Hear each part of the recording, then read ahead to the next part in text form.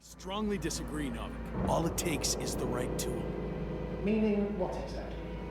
Let me remind you that we're dealing with a dispersed entity whose technological prowess is still unknown. And it has so far destabilized every machine sent its way. Even the most specialized ones. That's why I'll keep it simple this time. No electro brains, no memory, only pure energy. You still haven't answered me, Hitra. Please, just tell me straight. What are you up to? I'm arming the charges. Arming what? Explosives, cluster munitions? Hydrogen. What? Rahitra? Are you serious? Damn right. I won't leave all this unresolved. How many warheads do you have? 54. From 30 kilos to 100 megatons. Oh, that's quite an arsenal. We really do have enough power. That's an understatement, Doctor. An amount of energy could rip the planet to pieces. I'm not an idiot. I won't send everything at once. I'm preparing 8 smaller warheads to start with. And then? We'll see. Are you sure this is a good idea, Rahitra? Listen, Yasna, I know how it must look to you. A hot-headed guy from the Alliance who wants to use nukes. But put yourself in my shoes. I have 24 hours tops of complete situational awareness. I'm taking action here and now based on my best judgment. I don't know what will happen later. Where will I wake up? In what condition? So I'm going to avenge my people before that happens and ensure the safety of those who survived.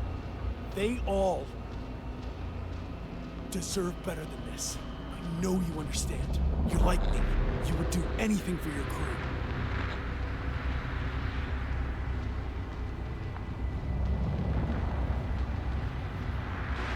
Not only do I understand you, I feel the same desire. But revenge is out of the question. Why?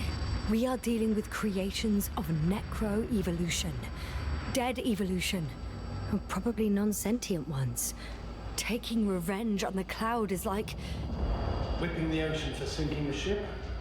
Exactly. Like Xerxes. While we express our suffering, rage, and frustration, we won't accomplish much. We won't harm it. We won't instill fear in it. We won't make it surrender. I'm going to destroy it, Yasna. Not scare it, not hurt it. Exterminate every last piece of it. You, Rahitra, are still reasoning as though we were standing face to face with a thinking opponent. What if these beings are not our enemy at all? Oh, good one. Are you forgetting how many of us they've already killed? I will never forget, Rahitra. Still, I can't help feeling that they operate without any strategic plan. They attack from one incident to another. They're non-sentient, as the doctor put it. So what, they're stupid? And that's why they can't be hostile? It's absolute nonsense. Well, it could be. Yes, sir. What do you think?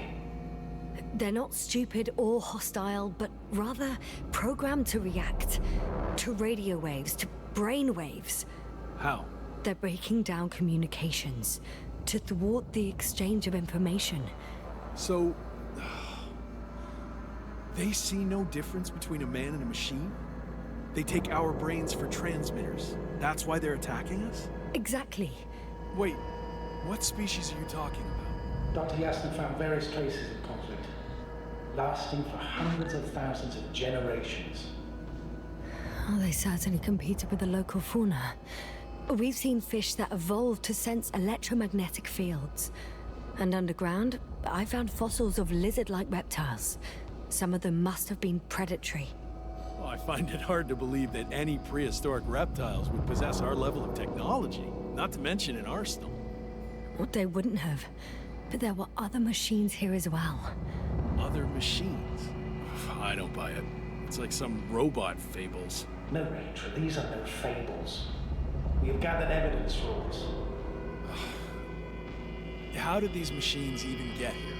Who built them? Our cyberneticist had a hypothesis before we lost consciousness. About the Lyrans. Yes, that one. Lyrans. It does ring a bell. Wasn't there a book about them? The Craven's monograph. According to his notes, before the explosion of Zeta Lyra, the sixth planet of the system was inhabited by intelligent beings. Let's say their scout ship landed here and that a disaster occurred. Some kind of reactor explosion, chain reaction. Suffice to say, the wreckage that landed on Regis 3 had no living beings on board. Only the machine survived. And then what? They started bashing in each other's tin heads? Doesn't make much sense to me. Machines don't have emotions. They don't argue. I'm sorry, but I don't know if there's any point in discussing this further. In short, we are facing an entity that has triumphed over countless adversaries, both organic and mechanical ones. I see no point in prolonging this discussion. For me, the matter is perfectly clear. It makes no sense to bomb these creatures. It's a greater danger to us than to them. But how else do you imagine defeating the Cloud? But that's the thing. I don't. It's invincible. Yes, sir. Do you agree? Well, Actually, I don't. I think we should proceed with the attack. Even after everything you've learned, Doctor?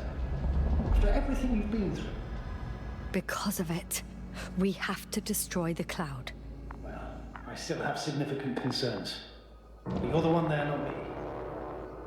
Maybe I'm not seeing the whole picture. well, indeed, Novik. I knew Yasna would understand. Now give me a minute. I'm almost done.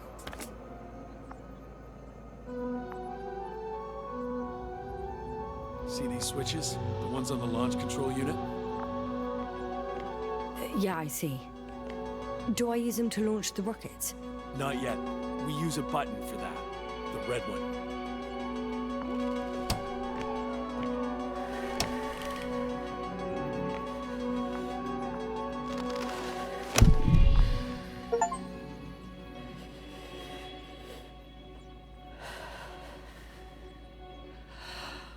Watch your eyes.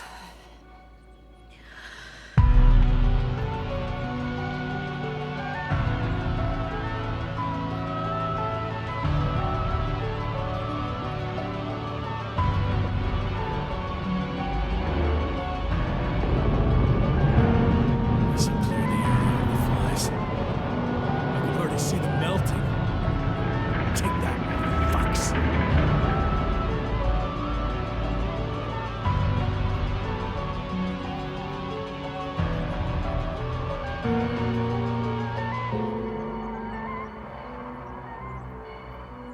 Redra, they're flying this way. What have you done?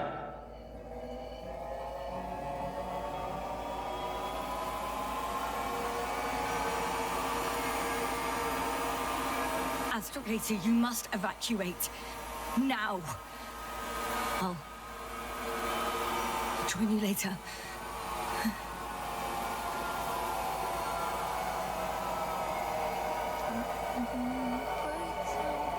Yasna! Yasna, are you there? All my legs are heavy. And the field is not inviting.